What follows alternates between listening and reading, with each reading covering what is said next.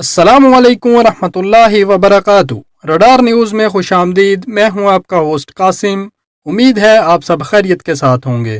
ہمارا آج کا ٹاپک اور موضوع آپریشن پرسویٹ انٹیلیجنس ایجنسیوں کا کامیاب خفیہ آپریشن۔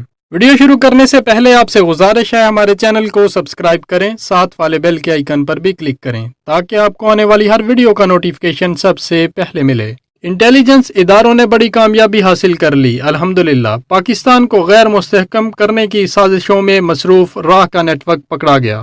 تفصیلات کے مطابق راہ کی گلگت میں انتشار پھیلانے کی طویل منصوبہ بندی ناکام بنا دی گئی۔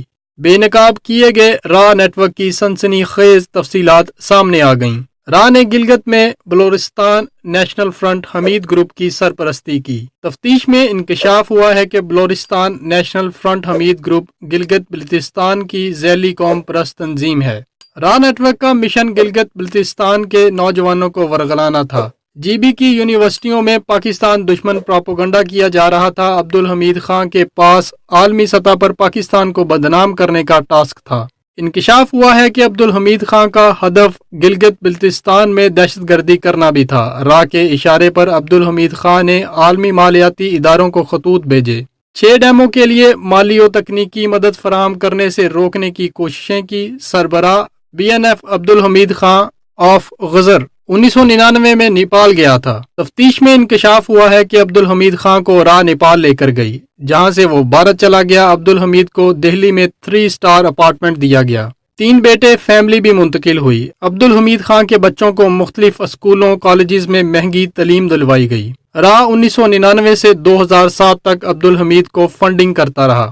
2015 سے 2018 تک راہ نے عبدالحمید کو بھاری فنڈنگ کی۔ راہ کی جانب سے عبدالحمید کو بھارتی شناختی دستاویز کاروباری سہولت دی گئی۔ اطلاعات کے مطابق عبدالحمید کے بیٹوں کی تعلیم کو بھارت اور یورپ میں بھی اسپانسر کیا گیا۔ پاکستان دشمن پروپیگنڈے کے لیے 2007 کے بعد عبدالحمید کو بروسلز بھیجا گیا۔ راہ نے بی این ایف کو جی بی میں سرگرمیوں کے لیے 1 ارب روپے فنڈنگ کی۔ بلوچستان نے علیحدگی پسند سوچ کے لیے ٹائمز میگزین کا استعمال کیا۔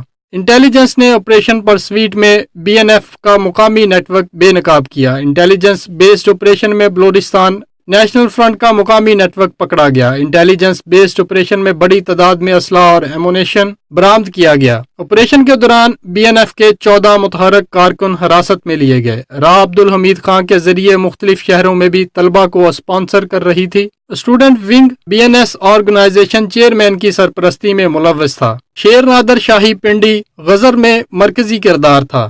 عبدالحمید راہ سے ہدایات لیتا تھا۔ Chairman Balochistan national student organisation Balochistan Times شائع کرتا تھا۔ 2016 میں عبدالحمید راہ کی مدد سے یو اے ای گیا، جہاں سے نیپال منتقل ہوا۔ انٹیلیجنس اداروں کی کوشش سے عبدالحمید نے 8 فروری 2019 کو غیر مشروط سرنڈر کیا۔